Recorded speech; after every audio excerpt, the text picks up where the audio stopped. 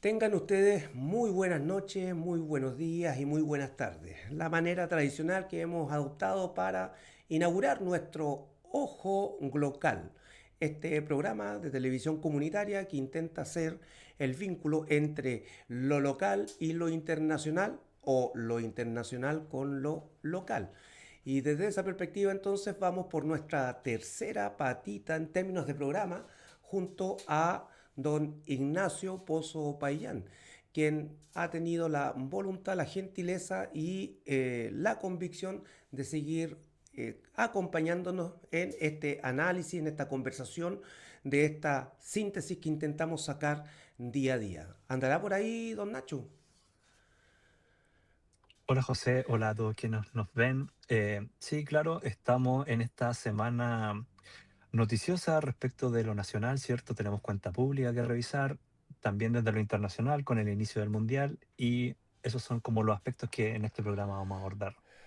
Así es, como usted bien abre fuego, don Ignacio, la semana que ya es post cuenta pública segunda semana, todavía nos ha permitido una serie de análisis y de reacciones ante las afirmaciones, anuncios, promesas que hace el presidente José Antonio Kast. Y desde esa perspectiva entonces interesa ir escudriñando algunos aspectos donde ha sido significativamente interesante analizar esta dimensión de el registro de los vándalos, de las vándalas, como un Claro, elemento central respecto de esta nueva posibilidad de el gobierno reiniciándose, culminando la puesta en escena ya instalado, y se da entonces en esta cuenta pública un nuevo puntapié inicial, instalando en el centro esta dimensión. ¿Qué opina usted, don Nacho, antes de entrar al recurso que tenemos? claro, lo más quizás noticioso de esta cuenta pública es, como decías bien José, este registro de vándalos, ¿cierto? Que finalmente viene a crear una especie de, ¿cierto? De base de datos con quienes cometan las famosas incivilidades, ¿cierto?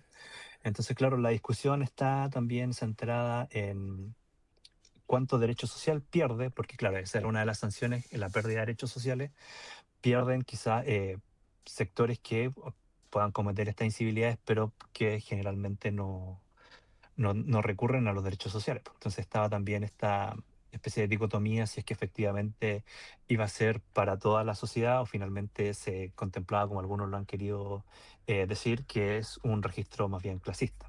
Don Nacho, echemos manos al recurso que tenemos para recordar algunos temas y continuar Claro. con el análisis que tenemos preparado.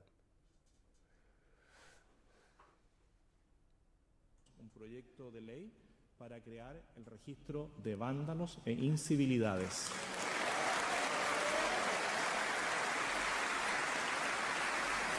Este registro permitirá que quienes hayan cometido delitos como atentar contra carabineros, contra el personal de los servicios de salud, contra cualquiera que esté en el transporte público. Se va a incluir el tráfico de estupefacientes y, como les dije, el daño a monumentos nacionales, entre otros. Porque todos van a tener que responder por sus hechos. Esto de que no hay responsables se va a terminar. Y quienes cometan alguna de estas conductas perderán beneficios sociales. Y eso va a ser un hecho y vamos a invitar a los parlamentarios a que nos apoyen en estas medidas. Y de esa misma manera hay conductas que van a ser constituidas de delito, que no son, son constituidas de delito, pero van a estar tipificadas, que no son constituidas de delito, perdón, pero van a estar tipificadas como incivilidades.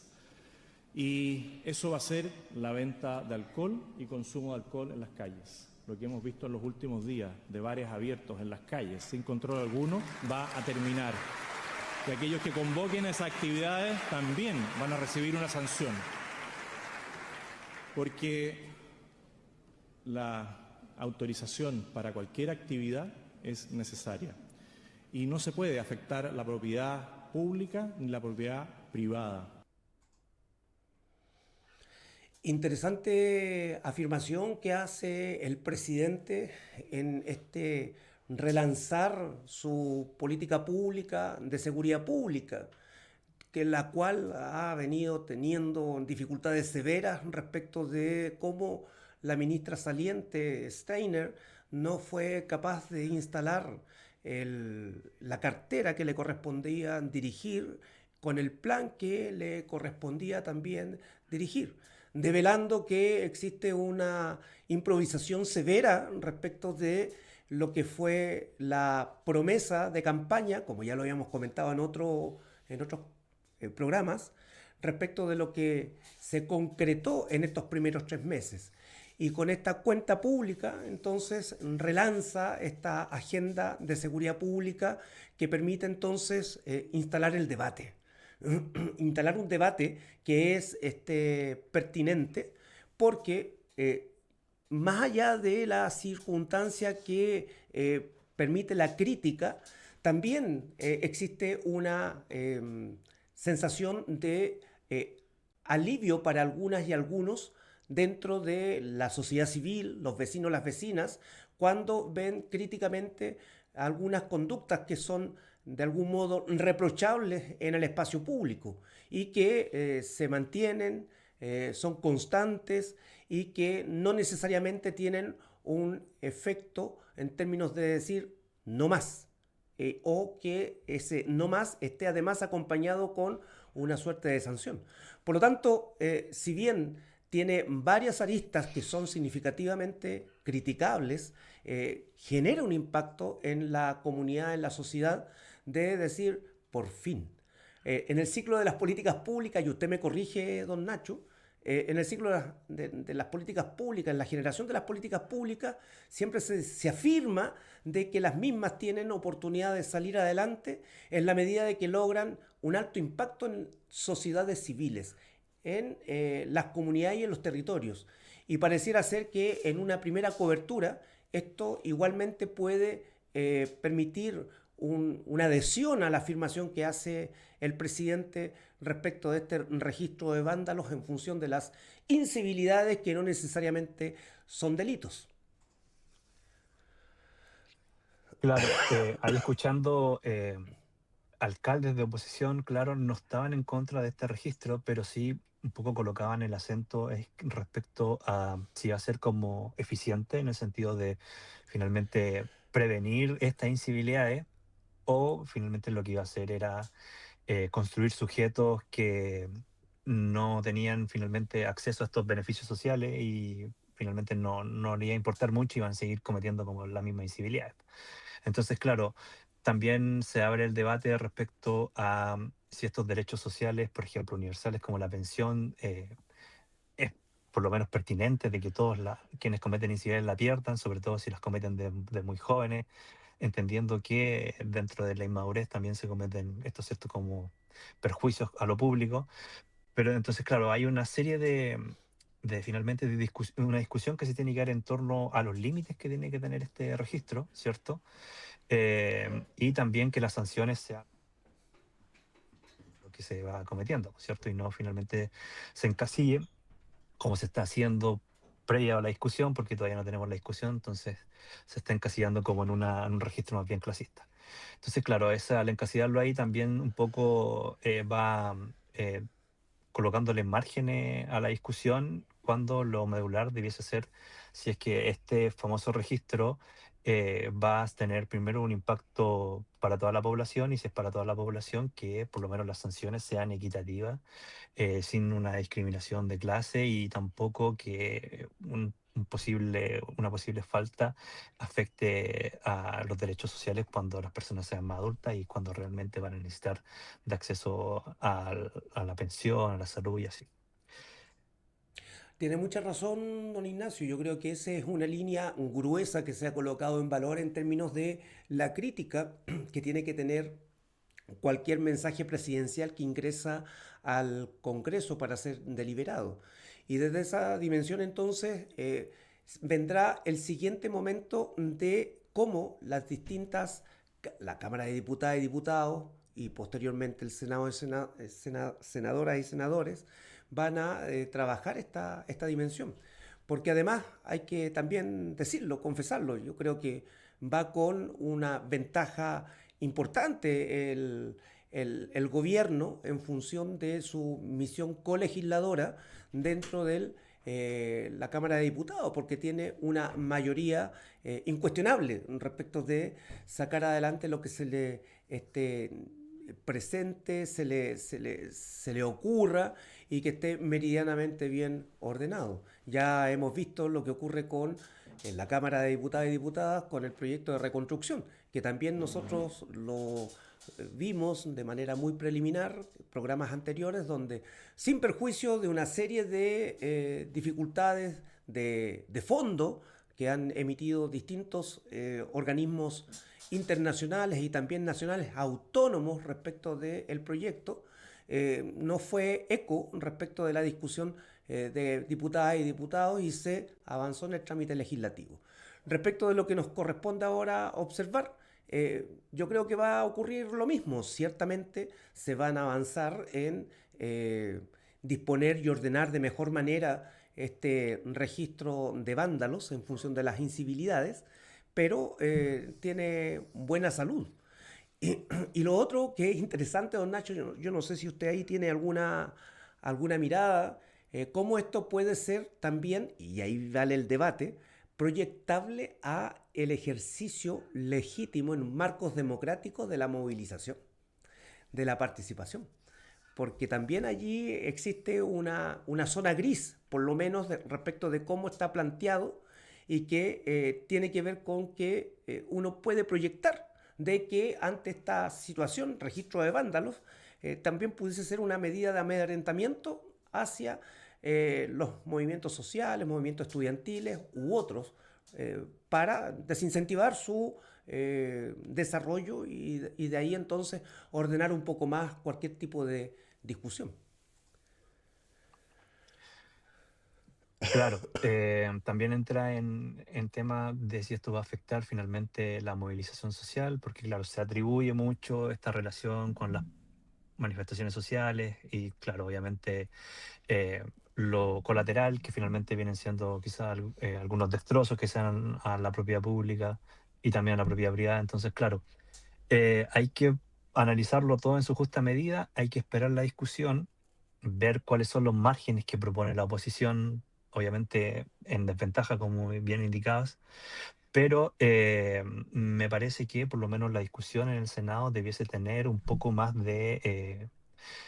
ser un poco más pareja en ese sentido, porque las fuerzas ahí más bien están un poquito empatadas, pero claro, lo importante va a ser cómo se va nutriendo la discusión respecto a este famoso registro de vándalos y cuál finalmente es el discurso que sale a la opinión pública, porque importa también cómo la ciudadanía percibe este famoso registro.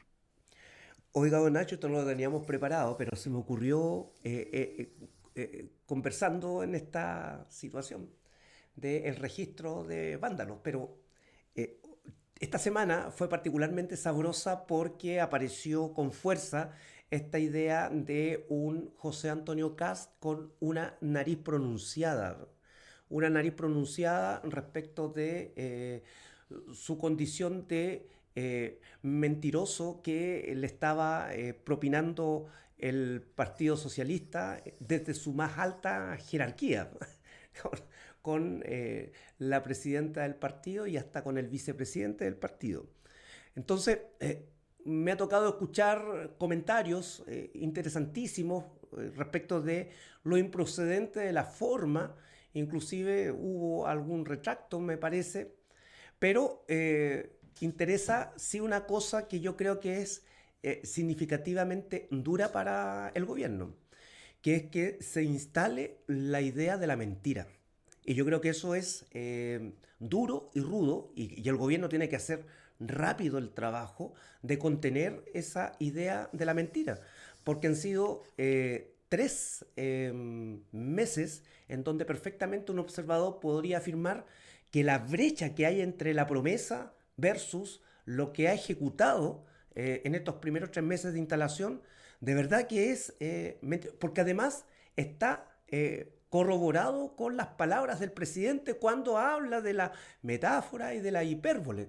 Entonces, sí, puede ser desde la dimensión de la comunicación política, quizás reprochable para algunos y algunas el cómo se instaló este panfleto de Pinocho a el presidente, pero lo que está por debajo y donde tiene que reaccionar duro y rudo el gobierno, y CAS en específico, es contener la idea de mentiroso.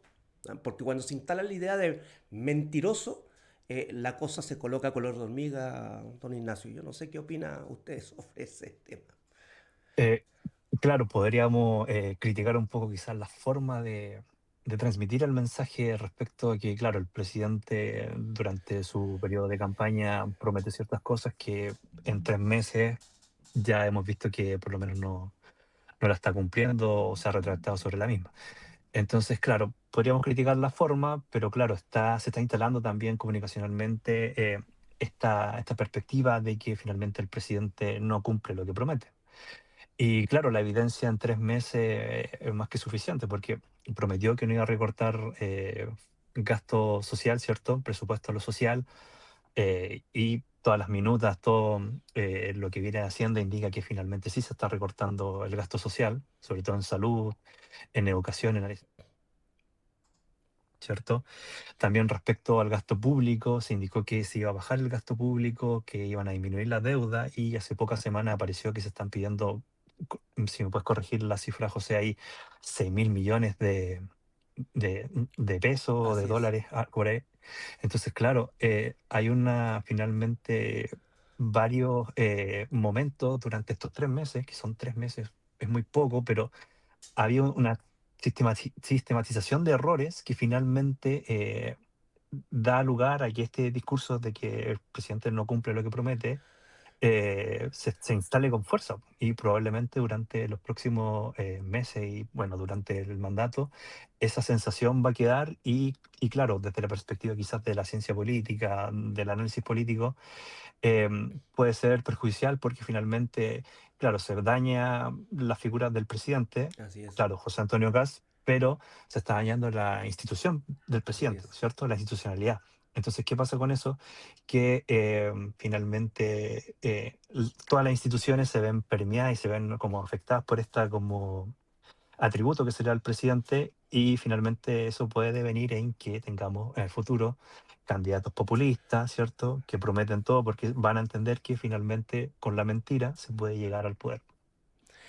Eso, don Ignacio. Bueno, no vamos a seguir profundizando porque de lo contrario vamos a restar más tiempo a lo que nos interesa también hoy día conversar, que tiene que ver con esta idea de lo global y lo local en específico, y cómo esta síntesis se logra gracias a este evento mundial que tiene que ver con el fútbol. Comenzó el mundial que se organiza en México, Estados Unidos y Canadá.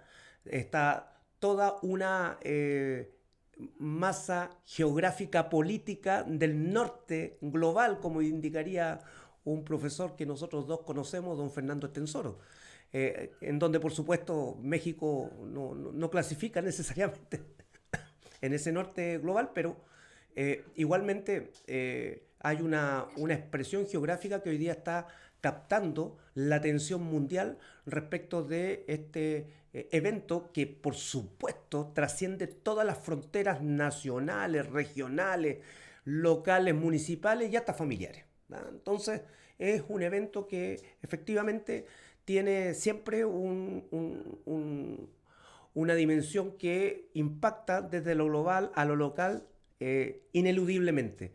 Y además, hoy día, con la interesante puesta en escena que ha colocado la FIFA respecto de la relación que ha ido avanzando con el presidente de Estados Unidos, Donald Trump, que efectivamente lo ha colocado en un verdadero pedestal para sacar adelante este ejercicio, concediéndole hasta el premio de la paz el premio de la paz a Donald Trump en su gestión respecto de cómo valora esta expresión deportiva, burocrática, internacional, como es la FIFA.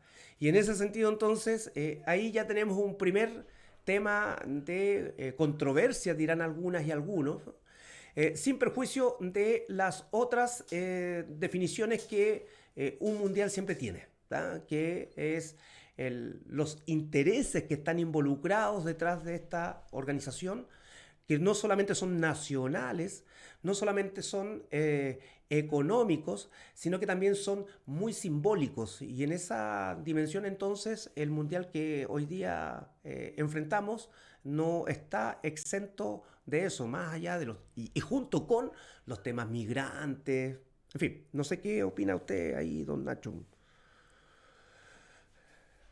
O sea, sí, o sea, el fútbol innegablemente tiene un arrastre importante y finalmente se utiliza lo que es el fútbol como una vitrina para no solamente lo deportivo, sino que también en este caso lo político, ¿cierto? Em, y claro, acá igual la FIFA siempre ha tenido este como discurso más bien neutral respecto de que no se meten en política, no se meten en los conflictos geopolíticos. Pero claro, con Estados Unidos el trato quizás ha sido, no sé si distinto, pero sí un poco más suave en respecto como a que, claro, se está involucrando mucho lo que es la política eh, interna y también lo que proyecta internacionalmente Estados Unidos con lo que es el Mundial de Fútbol. Entonces también ahí vemos, por ejemplo, el caso con Irán, que se le prohibió a los jugadores, a la selección de Irán, poder estar en Estados Unidos, concentrar en Estados Unidos, y finalmente tuvieron que ir a México, en la frontera con Estados Unidos, a concentrarse y solo viajan para los partidos. También las restricciones que han habido de circulación, de movilidad. Entonces, claro, una serie de finalmente aspectos políticos que se involucran con el fútbol y que en este caso la FIFA no, no pone en este caso como un límite, ¿cierto? Sino que es más bien un poco laxo en ese sentido. Sí, como usted bien indica, el deporte en general, por supuesto, mueve pasiones, mueve de todo. Y el fútbol en particular también. O sea, pensemos qué es lo que está ocurriendo hoy día en la liga de Curacaví, donde usted está instalado hoy día, o en la liga de acá de Padre Hurtado, donde yo estoy instalado.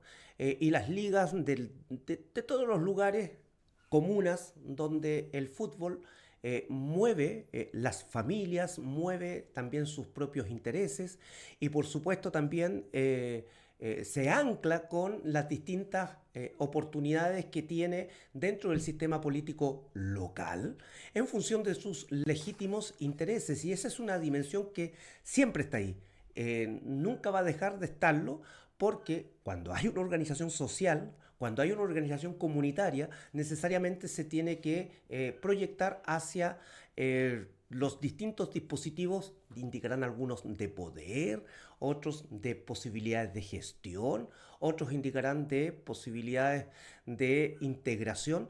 Por lo tanto, hoy día, a propósito del Mundial, también hacer ese reconocimiento en cómo el deporte y fundamentalmente el fútbol en este contexto mundialero, ¿no? También genera efectos e impactos en nuestras comunas con las expresiones de tipo mundialista. Pero continuemos con el material.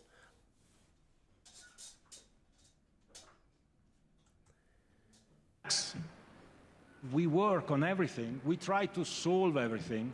You say people should chill and relax about these situations, but you've got one of the world's top referees told he can't enter the United States, sent back home, accused of having links with suspected terror organizations. We have Mexico having to change their training, Iran having to change their training base here to Mexico. We have fans and journalists from a number of countries who aren't able to attend this World Cup because of travel bans or visa restrictions. Are you embarrassed, therefore, by what actually has come to pass? And do you have to accept that you've lost some control of your own tournament here?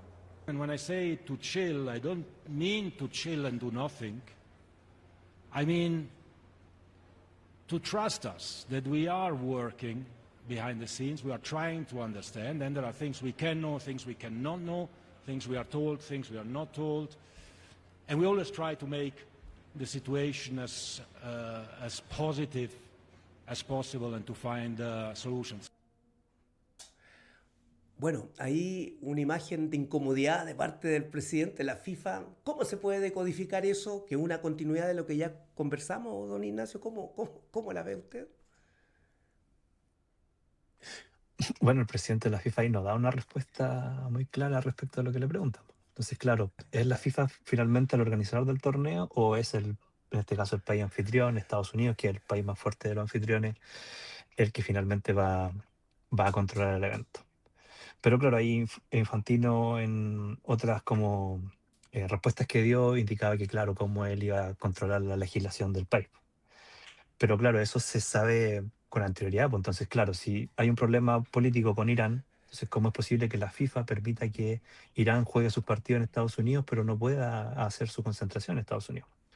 Entonces también hay un poco de quizá falta de control de la misma FIFA por parte de cómo van a ser los dispositivos que van a ellos utilizar para gestionar la logística, ¿cierto?, de los equipos, entendiendo que si hay un conflicto mucho antes de que, porque este conflicto, claro, es nuevo en términos como de la temporalidad como reciente, ¿cierto?, como de lo más beligerante, pero este es un conflicto que se arrastra por décadas, ¿cierto? Estados Unidos y Irán no tienen relaciones positivas desde, convengamos, finales de los 70. Entonces, claro, hay cuestiones que la FIFA no previó, no quiere prever y no tiene la capacidad de resolver. Y entonces, cuando un torneo ya está se ha instalado en un país, finalmente, y siendo el país más poderoso del mundo, todavía, claro, no tiene margen de maniobra. Entonces, mucho no creo que pueda hacer porque finalmente tienen una especie de acuerdo con el mismo Donald Trump entre la cercanía de la FIFA y Estados Unidos.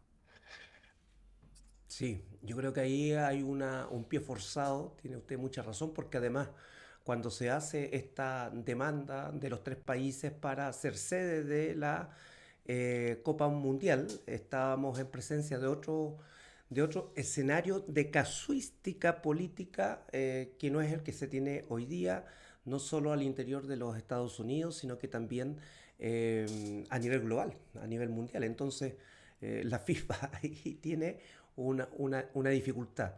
Y que yo creo, pareciera ser, el modo que ha utilizado la FIFA en cómo se va haciendo la bajada respecto de mejor administrar su torneo, no ha sido el más feliz, no ha sido el más eh, eh, cercano a esta idea de la prescindencia de las cuestiones políticas, en este caso de uno de los anfitriones. En fin, parece que ya estamos culminando este comentario, don Ignacio. Quizás sería interesante hacer un comentario la siguiente vez, ahora con un tema que no lo hemos abordado en la profundidad, pero yo creo que es interesante hacerlo, que es cómo va la candidatura de la señora Michelle Bachelet en su búsqueda de convertirse en la secretaria ejecutiva, secretaria general de la Organización de Naciones Unidas. Yo creo que ahí también hay un Claro. elemento interesante de abordar. Súper interesante, más ahora que han habido diversos acercamientos de la misma candidata Bachelet con las grandes potencias, por lo menos China, Rusia, ¿cierto? Y también con otros actores claves dentro de lo que es esta geopolítica, ¿cierto? Del poder. Entonces, con Francia también tuvo reunión, entonces es importante revisar cuáles son los apoyos que ha ido sumando y cuál es la línea que ella misma se ha ido construyendo para su candidatura. Así es. Bien, don Nacho, vamos a dar por finalizada esta emisión de nuestro Ojo Local. Creo que hemos dibujado dos temas que son interesantísimos y dejamos proyectado un tercero y ojalá seamos capaces de tener a nuestra o nuestro primer invitado para la siguiente emisión de nuestro Ojo Local. Eh, Entonces, esperamos a todas y a todos seguir este esfuerzo que hace UNE TV, este esfuerzo que hace la Oveja TV, este esfuerzo que hace la radio comunitaria de acá de Padre Hurtado, este esfuerzo en términos de redes, en donde tanto quien habla o don Ignacio también son unos posibilitadores o continuadores de ese esfuerzo mayor y sustantivo que se trabaja desde acá, desde la televisión comunitaria, desde los medios de prensa comunitarios. Así es que nos vemos la siguiente vez, don Ignacio. Nos vemos en nuestro próximo Ojo Global, o más conocido como Glocal.